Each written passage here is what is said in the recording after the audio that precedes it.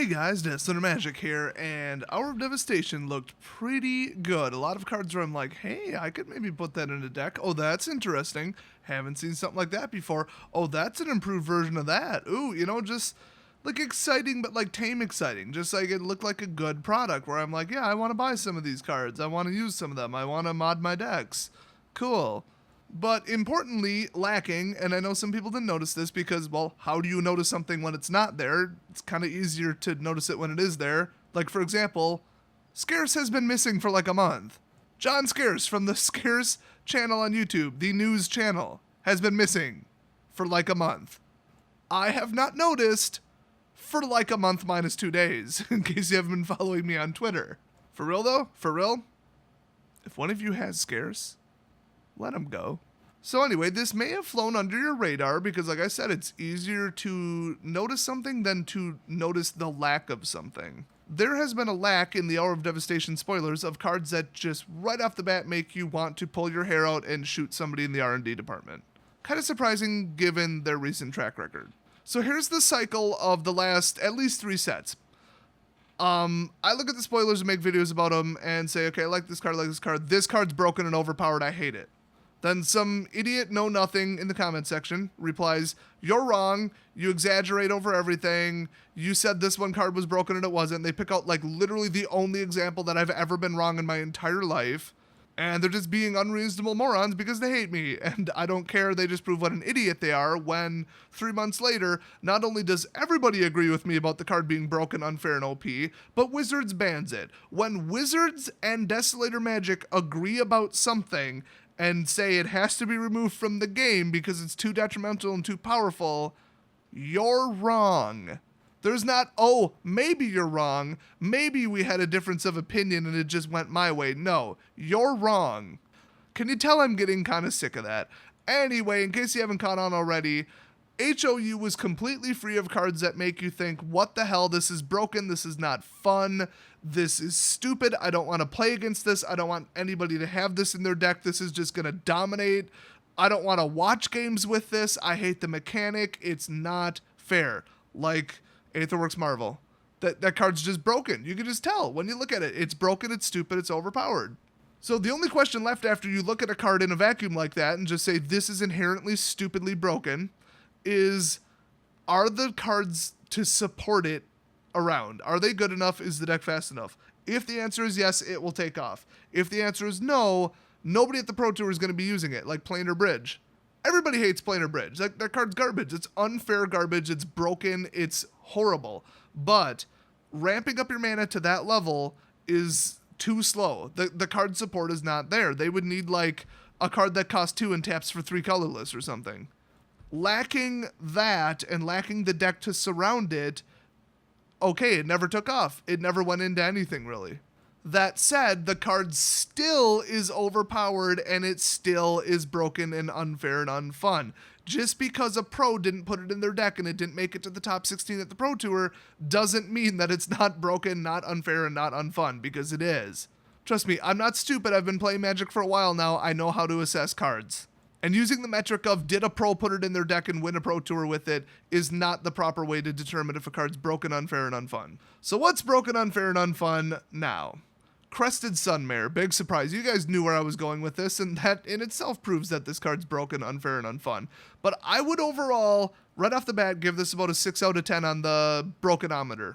In fact, broken is not what I would say, because broken implies it's like a combo, or there's another component that just makes it too powerful that R&D slipped up and missed or something, or they underestimated. You know, like Enter the Battlefield effects and Coco, or Spell Queller and Reflector Mage. They're just too good to be in a deck together. So Crested Sun Mare, let's take a look at this. It's a 5/5 for 5, which already indicates, oh, it's borderline unrealistic to play in Standard, but I mean 5, you can get to 5. So it's a creature subtype horse, very, very popular tribal, noteworthy, everybody loves horses. There is, I believe, a grand total of 12 of them legal in Modern, 3 of them legal in Standard, 4 if you count this one. So, yeah, horse tribal, woo, but other horses you control have indestructible. I thought this was a joke when I first saw this, because I know I haven't come across the subtype horse a whole lot. By the way, they all suck too. One of them's Nightmare. That's not even really technically in a set. But at the beginning of each end step, so each end step, yours and your opponent's, both, if you gained life this turn, create a 5/5 white horse creature token. With Indestructible, I guess I'll add, except it only has Indestructible while this is on the field. And it says other horses, so this in itself isn't indestructible. So that's the weakness. They had to implement a weakness. Also, to pump the brakes a little bit, they made a double white. Well, it costs 5. If you have 5 mana, you're probably going to accidentally spend 2 white mana on it. I mean, unless you make it 3 or 4 white mana, that's not even a thing at all. If you got to 5 mana, 2 of them are white if you're playing 2 colors or more. That's just how that works. So let's rewind the clock a little bit. Dragon Master Outcast from BFZ. It was a mythic.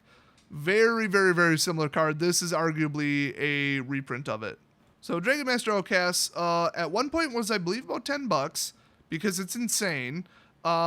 Immensely, insanely underappreciated card. I mean, words cannot describe how much people overlooked this card, and yet some people were smart enough to drive it up to like $10 a card.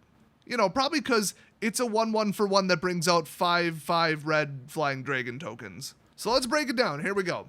1 cost, but you have to control 6 or more lands. So I'm going to say that Crested Sun Mare could come out on turn 5 pretty easily. Or, well, the 5th land drop, we'll say. And Dragon Master Outcast has to wait for the 6th land drop. I think that's a good way to phrase it. And that would be 3 turns later because remember, 1/3 of your deck is lands. Obviously, you play Dragon Master Outcast with a landfall go fetch deck.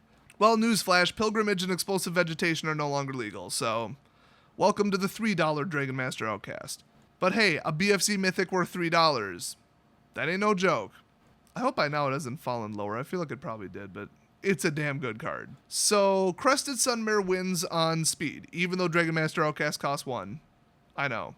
Dragon Master Outcast, on sheer castability, I guess wins, but that's almost a non-existent issue, because, like I said, if you have 5, 2 of them are white, I mean, whatever. And what else are you going to cast that turn? You're going to hold mana for a blue counterspell? I mean, whatever. So, I'm eliminating that one. This one brings out 5/5s on the ground, and Dragon Master is 5/5s in the air, but on the ground with Indestructible, swing away. I mean, they might have a blocker in the air, and it might be bigger than 5, probably not. So that's like penetrative damage. Like, you're ensuring that you can deal the damage because you'll just fly over their blockers.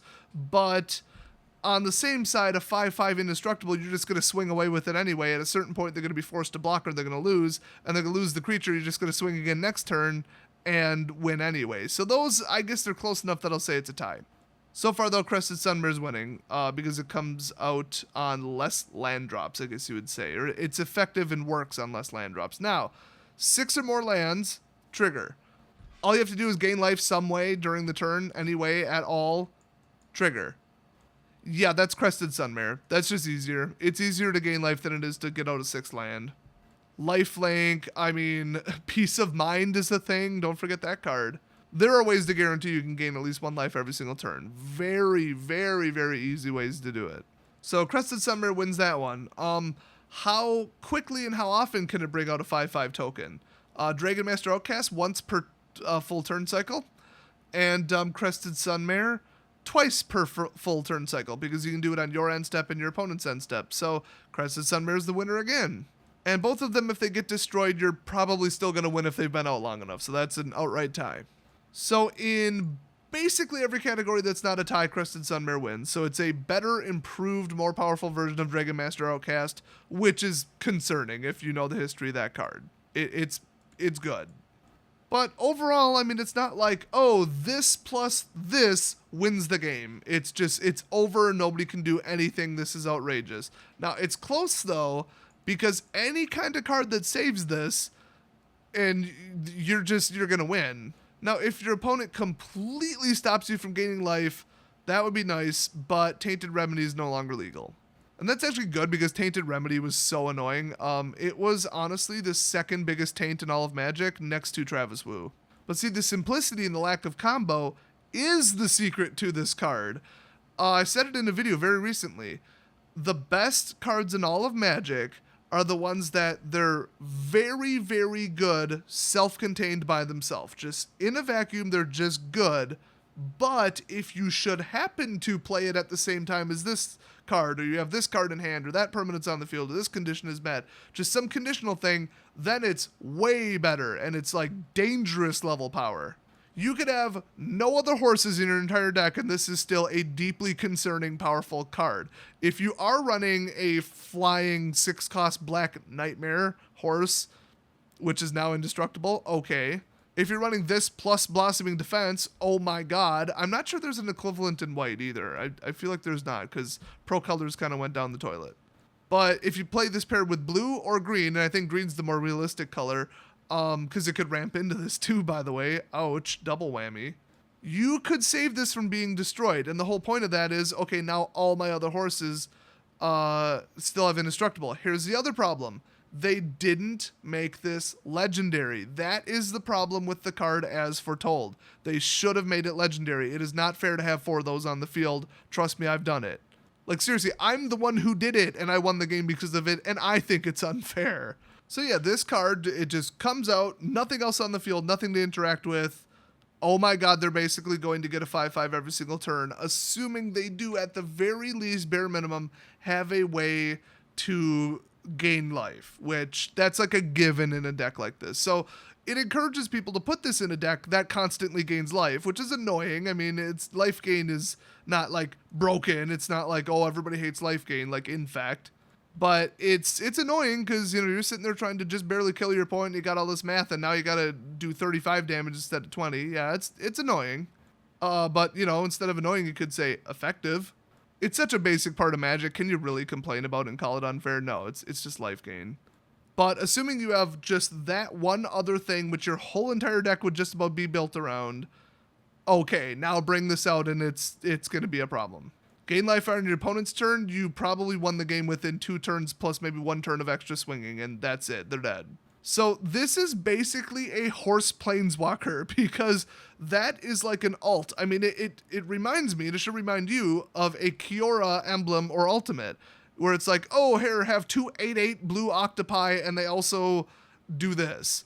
Well, the problem is it costs 5, it has no loyalty, you can do it immediately. It's like casting a planeswalker ultimate. That would be perfectly acceptable at 7 mana. It would be pushing the boundaries at 6. At 5, it's ridiculous. I don't want to play against this card. I don't want anybody else to have it. It's stupid. It's overpowered. It immediately says, here, have a threat that you have to deal with immediately right this second, or you're going to lose the game. The board state is going to swing to an unrecoverable position if you do not deal with this immediately. That kind of description should never go on a 5-cost card. It just shouldn't. So add in the outrageous different ways that you can cast a card for free now, and holy hell. But still, like I said, 6 out of 10 on the unfair, bad, overpowered card-ometer. There is much, much, much worse out there. So if this is the worst we see from Hour of Devastation, which I feel like it is, I thought we were actually in the clear already, yeah, okay, you know, whatever. I guess I could live with that. They want to sell packs and sell cards, and we've already seen one worthless, useless garbage mythic that costs 8.